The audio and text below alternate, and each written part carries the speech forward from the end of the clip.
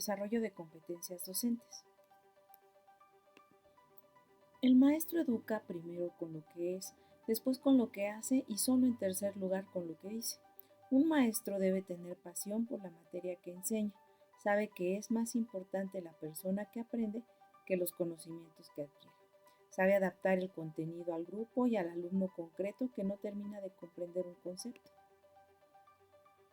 Lo que más ayuda a los alumnos es ver cómo vive el profesor aquello que les enseña.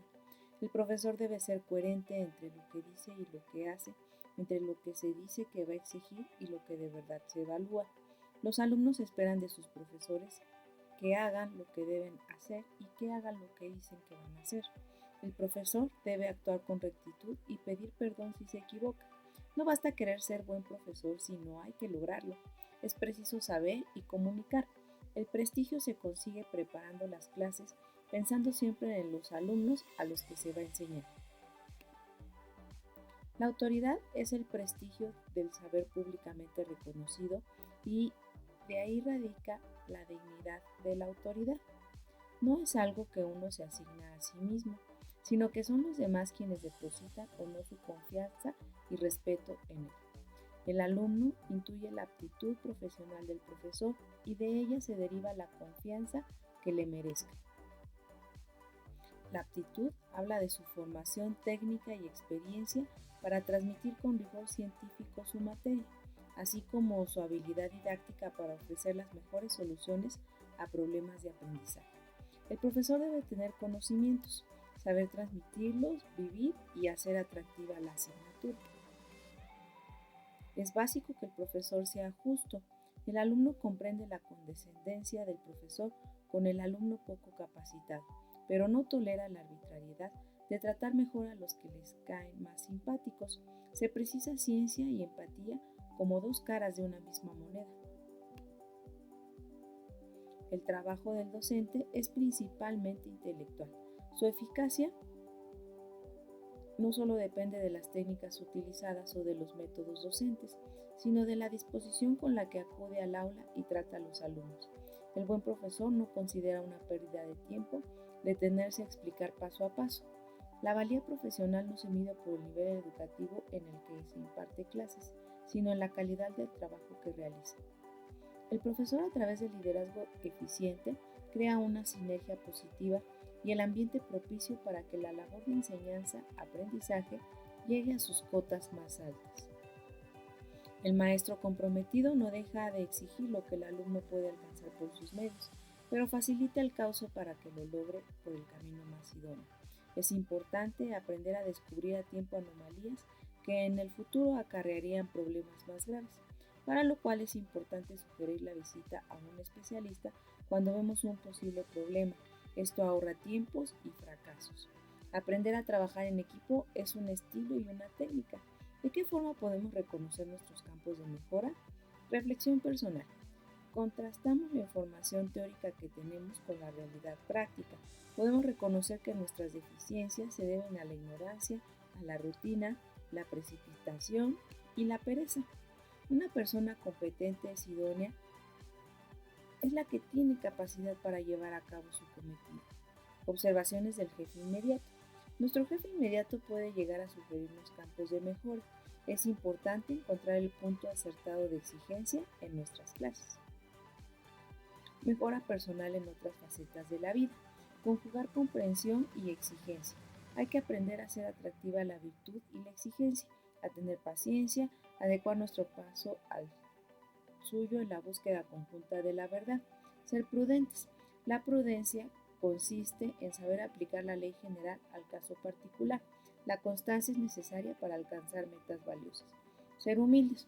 Para un profesor competente, cada problema es una llamada a buscar soluciones. Un profesor debe saber preguntar lo mismo de manera distinta, pues sabe que detrás de la respuesta inicial puede haber una falta de comprensión al contenido de la pregunta. El profesor en la sociedad de la información. Los alumnos que ahora comienzan su escolaridad terminarán sus estudios en una sociedad muy diferente a la de sus padres. Es deseable que la educación les prepare para un futuro que para ellos será presente. Al educar es importante discernir lo permanente de lo cambiante, lo que no cambia por ser propio de la naturaleza humana. y lo que es contingente y variable. Lo permanente es la dignidad de la persona, lo circunstancial es si se usan pizarras convencionales o digitales. Algunos rasgos predominantes en la sociedad del futuro despuntan en la sociedad actual y es posible percibirlos con antelación. Ver más allá de la hora es lo que caracteriza al buen educador, que sin caer en determinismos sabe ver los rasgos predominantes o el carácter de un alumno. Estamos en una sociedad con tecnología puntera que avanza a pasos agigantados. Hay que formar profesionales polivalentes que tendrán que cambiar varias veces su perfil profesional, ya que ha cambiado el modo de trabajar y también el trabajador. Los padres necesitan formarse para ayudar a sus hijos a vivir en una sociedad cambiante, pero manteniendo su identidad. Siempre ha existido la incertidumbre sobre el futuro, pero nunca se habían producido tantos y tan rápidos cambios. La generación que ahora está en las aulas es la que sufrirá y producirá el cambio. Necesita disponer de recursos para afrontar con éxito esa evolución. Es patente la necesidad de dominar varios idiomas, pues el trabajo exige desplazamientos geográficos continuos o contactos con personas de diversos países. A pesar de la creciente importancia de la imagen y de la informática, la lectura seguirá siendo decisiva para el progreso educativo. Es probable que se complementen los modos de transmitir ideas. No parece probable que disminuya la producción de textos, si bien habrá cambios de soporte y formato. Para los padres es fundamental encontrar centros educativos que se ajusten a la escala de valores y prioridades de la familia. Es vital para una educación integral. La solidaridad y la participación social tienen que ser reales. Fomentar iniciativas que ayuden a los demás desde el respeto a su dignidad es de gran importancia. La educación integral ofrece muchas posibilidades para alcanzar un mundo mejor. Los alumnos del siglo XXI. La adolescencia se alarga más tiempo que en épocas pasadas. Ahora existe la posibilidad de dar al joven más tiempo de formación. Hay además otras causas que fomentan la tardía inserción de los jóvenes en la vida laboral. La calidad del profesorado motivado, seleccionado y formado con esmero se ve reflejada en los resultados de la prueba PISA. Los jóvenes están siendo educados en una cultura en la que la capacidad de espera es baja y solo leen libros cuyo contenido es una continua muestra de efectos especiales que los asimilan al estilo mental usado en los videojuegos. El alumno pierde la capacidad de espera que requiere una lectura más lenta, con una acción menos trepidante. El problema llega a la hora de estudiar, pues los textos escolares no pueden tener ese atractivo señalado.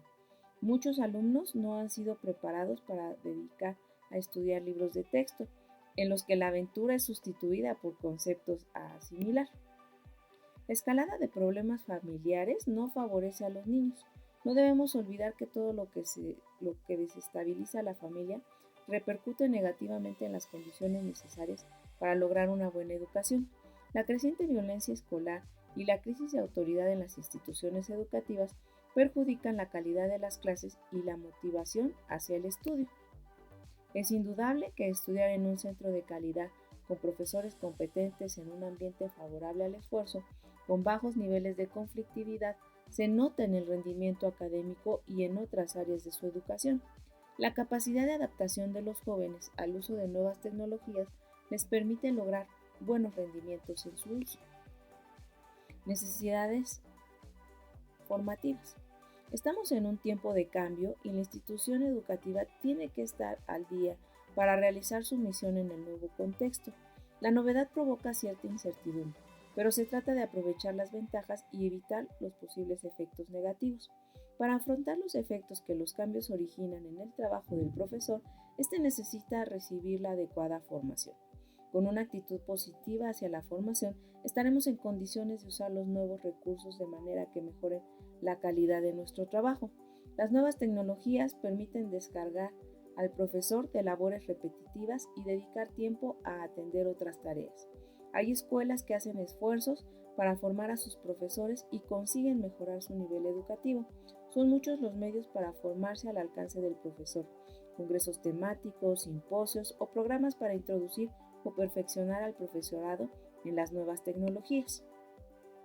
El profesor ahora dispone de más recursos para lograr que sus clases resulten atractivas y documentadas.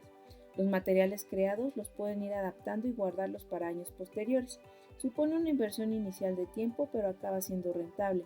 El software posibilita acceder a gráficos, diagramas, mapas, etc., que permiten preparar las clases mejor y poder comprender algunos conceptos.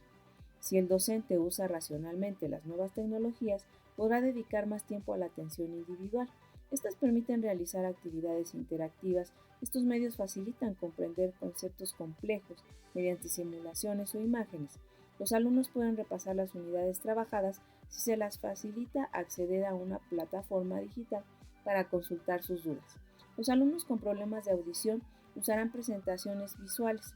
Los estudiantes con otras necesidades educativas, como déficit de atención, se ven motivados a atender por la variedad de actividades que pueden realizar.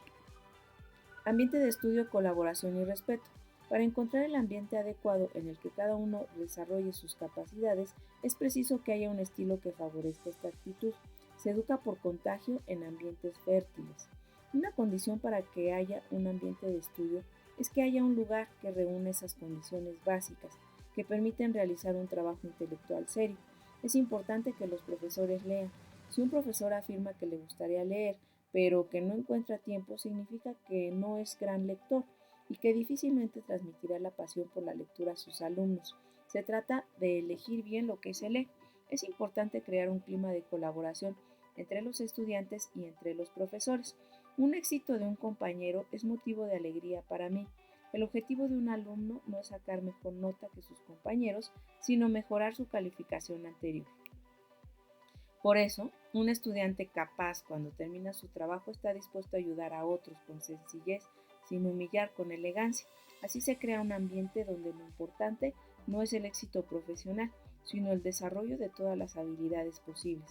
La mentalidad competitiva está muy incorporada a la mentalidad de los estudiantes, fruto del tipo de estímulos que reciben de los profesores. Aprender no es solo adquirir conocimientos, sacar buenas notas, sin dejar de ser valioso lo anterior. Es importante tener claro que el triunfar no es algo a conseguir a cualquier precio, hundiendo a un compañero, negándose a prestar sin causa razonable los apuntes, rechazar el explicar a un compañero un tema que no ha entendido. En la vida profesional, trabajar en equipo, crear mentalidad de equipo es fundamental en trabajos que suponen una cierta complejidad. Es posible educar en una mentalidad ganar-ganar. Si se cuidan otras facetas, esta cuajará con facilidad. Si no se hace, resulta difícil de comprender la razón de ayudar a otros sin obtener un beneficio personal. Esa misma mentalidad debe darse entre los profesores. Si todavía el docente se refugia en usar solo los materiales que elabora, en guardar para sí mismo lo que uno ha aprendido, el resultado no será el de un equipo de profesores, sino el de individuos que conviven en el mismo claustro. Si hay un clima de colaboración, el trabajo se puede repartir y así se puede llegar antes y más lejos. El auténtico respeto nace de la consideración del otro como persona, merecedor de un trato y consideración por encima de sus opiniones. Es difícil evitar que surjan roces en la convivencia. Perdonar y saber pedir perdón ayuda a no crear distancias innecesarias. A veces, para que una situación se resuelva, es preciso que alguien dé el primer paso hacia el acercamiento. No basta ser educado para ser un buen estudiante, pero si no se cuida el respeto hacia las personas y los lugares de uso común, es difícil que prenda el afán de trabajo, de esfuerzo y de superación. Desarrollo profesional docente y nuevas tecnologías. El profesor busca la excelencia, cuida su formación para entender las necesidades de sus alumnos, sabiendo recoger lo mejor de los cambios sociales, mejorar el uso de nuevas tecnologías e incorporar técnicas de aprendizaje eficaces. Su empeño por estar al día viene impulsado por la profesionalidad con la que procura realizar su trabajo. Un enemigo es el conformismo, el estancarse que lleva a repetir siempre lo mismo e igual.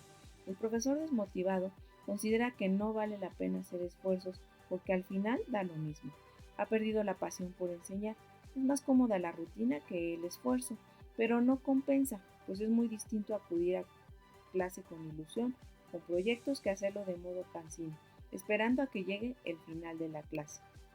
Los congresos son una oportunidad para aprender de los ponentes, pero también para entablar contactos que permitan intercambiar experiencias.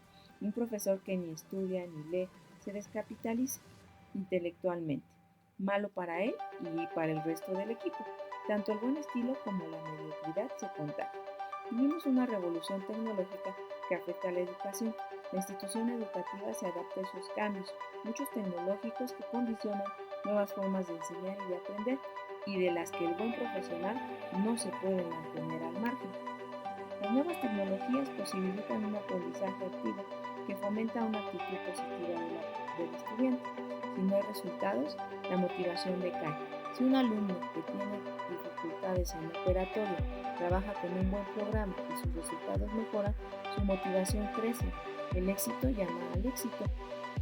Los alumnos que más se benefician con las nuevas tecnologías son los que tienen más dificultades con los métodos tradicionales.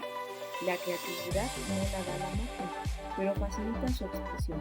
Hay que saber discernir, pues hay programas calificados como didácticos que tienen un componente educativo bajo. Áreas del trabajo docente eficaz. Interés por la didáctica. La didáctica debe entenderse como el arte de enseñar, pero también es una ciencia en la que la investigación y la innovación aportan estrategias que facilitan el aprendizaje. En este sentido, es importante el saber hacer un buen uso de la tecnología.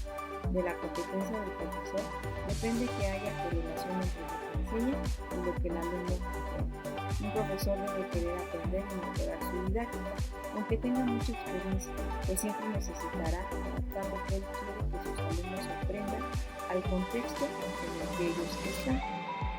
¿Con qué medios cuenta un centro educativo para mejorar la didáctica de sus profesores? Trabajo en equipo. El trabajo conjunto de los profesores de un mismo ciclo permite intercambiar experiencias, preparar en común parte o todo el material didáctico, contrastar métodos que dan buenos resultados, descubrir qué motiva a un alumno, etc. El trabajo del profesor solitario es anacrónico, característico del pasado. Trabajar en común facilita el tener una visión coherente del centro. Las diferencias de estilo ni se deben ni se pueden suprimir, pero sí asegurar que hay una exigencia similar. Criterios de evaluación homogéneos y niveles mínimos con independencia de quien imparta la clase. El trabajo en equipo no debe ser fruto de una imposición estructural, sino de la convicción de que juntos se logra mayor eficiencia. Asistencia a clases de otros profesores. En una clase de un compañero vemos muchos detalles que nos pueden servir, a la vez que si hay un clima de confianza, la ayuda puede ser mutua. Aprender que es un profesor que domina el uso de la pizarra digital me ayuda a aprender cómo usarlo. ¿Cómo trabaja el profesor de inglés en una aula de informática? Lo mejor es asistir a una de sus clases. Sesiones sobre didáctica. En pequeños grupos y con profesores de la misma asignatura o ciclo se pueden tener sesiones de trabajo en las que un profesor explica a otros qué recursos usa y las ventajas e inconvenientes de cada uno de ellos. Otras veces será una exposición ordenada de ideas aprendidas en un curso realizado o de un video leído. Es importante que se garantice una preparación y calidad mínima. Se pueden organizar reuniones periódicas o aprovechar un tiempo de las reuniones de la academia.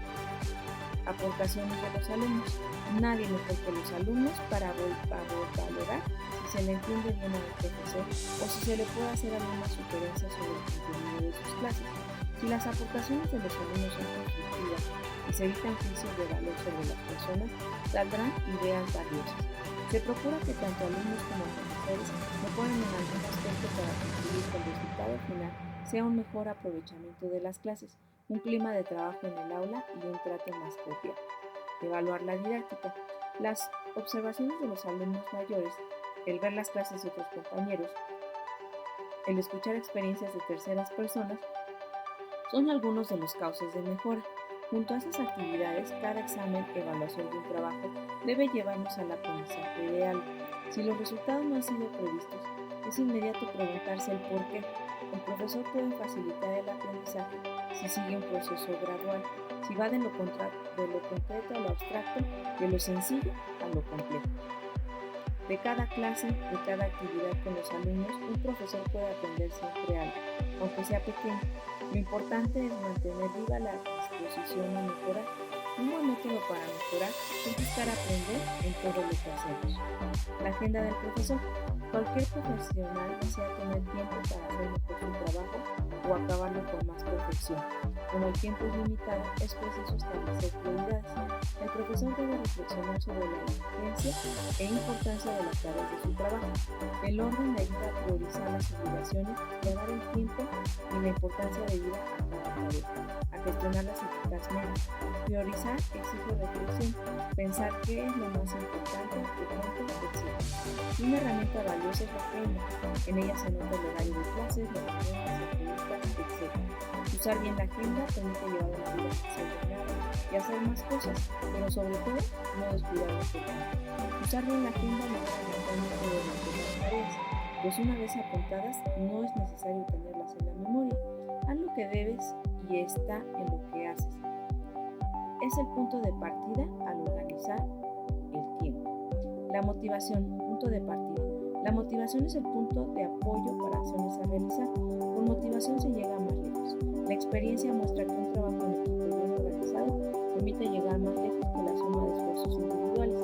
Es frecuente encontrar alumnos desmotivados que abandonan los estudios o que los arrastran con una maleta llena de piedras. El primer paso es detectar las causas que originan la ausencia de motivación. Más grave es ver profesores desmotivados, pero los hay. La falta de ilusión por el trabajo, que la rutina cale en nuestra vida, que se escuchan expresiones como "eso ya lo hemos intentado otras veces y no funciona", o "los alumnos no tienen interés por aprender", u otras frases similares, resulta contagioso. Motivación es como una simpatía hacia un objetivo que impulsa a realizar el esfuerzo necesario para alcanzarlo.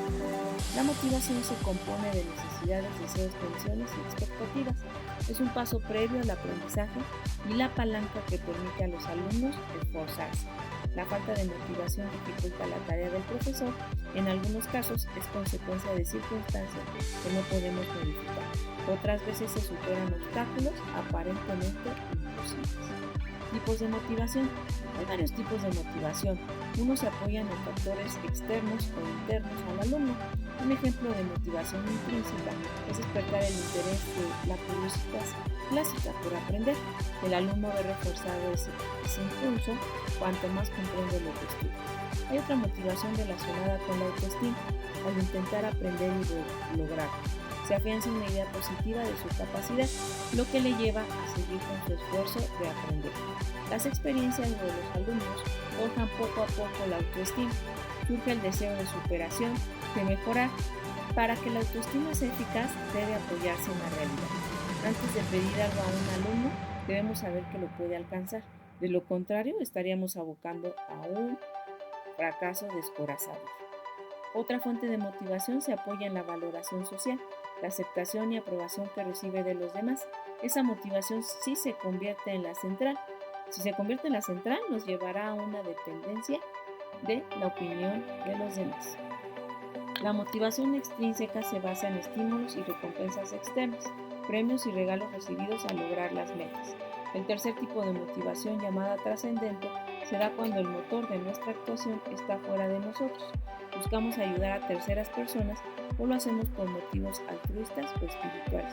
Los profesores debemos aprender a motivar a los alumnos y para ello conviene tener en cuenta varios aspectos.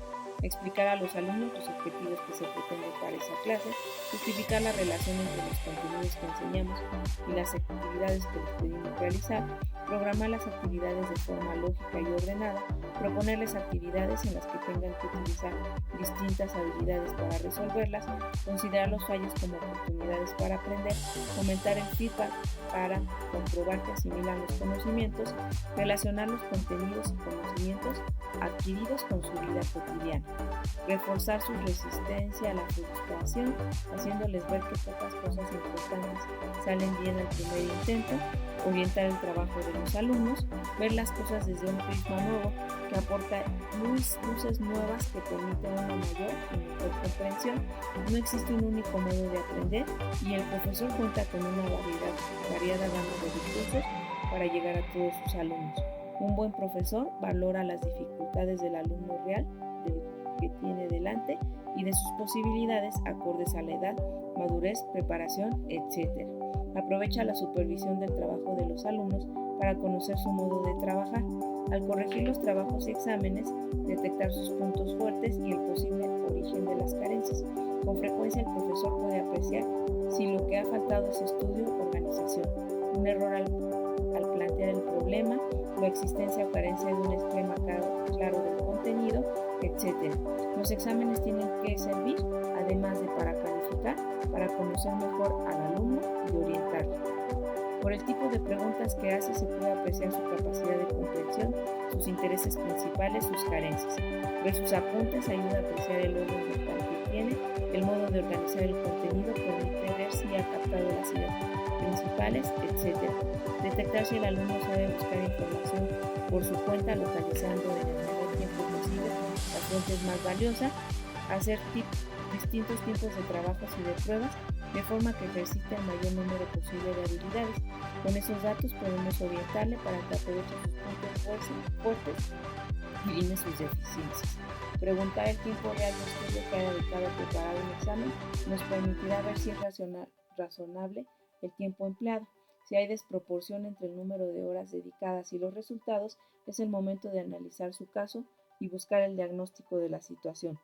Detectar su nivel de gestión de estrés, sabiendo si se pone muy nervioso en los exámenes o si mantiene la serenidad. Si su nivel de estrés es alto, hay que descubrir la causa que lo provoca: perfeccionismo, presión familiar, poca resistencia ante las dificultades, etc. Es deseable encontrar el punto preciso que permite máximos resultados razonables con el mínimo estrés tolerable. Cada materia se presta a descubrir unas cualidades en cada alumno. En ocasiones podrá ser útil que los profesores se repartan la observación de capacidades en las diversas materias. Finalmente, debe educar la mirada para ver. Dos profesores pueden ver la misma situación y detectar cuestiones diferentes. Hay una parte que puede ser connatural, pero otra se puede desarrollar y ser intencional. Por ejemplo, ir a clase con la idea clara de observar cómo tiene ordenado el cajón un alumno. Los profesores somos diferentes y también son los modos para motivar, plantear las cuestiones, etc. Puede haber objetivos grupales en los que durante un tiempo todos se esfuerzan en una determinada técnica intelectual, pero cabe enfocar de manera individual algunas pautas, sabiéndolas adaptar a cada paso particular. Enseñar a estudiar. Si queremos que el estudio de los alumnos sea eficaz y asimilen los conocimientos, deben mejorar el método de estudio. El estudio se apoya en 3 pilares. Los 2 primeros pilares ya han sido comentados: el orden, al distribuir las tareas en tiempos concretos, y la dedicación al estudio al comienzo, dejando para el final las tareas más sencillas. El tercer pilar es ir por delante, que consiste en leer el tema que el profesor explicará al día siguiente. El tiempo de estudio debe aumentar de manera progresiva a la vez que disminuye el dedicado a las llamadas tareas o trabajos escritos, manuales, etc. En niveles inferiores, los trabajos deben orientarse a reforzar las destrezas básicas. Conviene plantear los trabajos no como una ocupación, sino como un medio para dominar los objetivos a lograr. Técnicas de estudio. El método de estudio tiene importancia y debe ser el adecuado para facilitarles una mejor comprensión. Las técnicas o métodos de estudio varían según las edades y las etapas educativas en función del desarrollo de las habilidades y capacidades de los alumnos. Hay que personalizar los objetivos. Hay unas fases que, bien enfocadas, sirven a todos. Consulta algunas técnicas de estudio en este Padlet.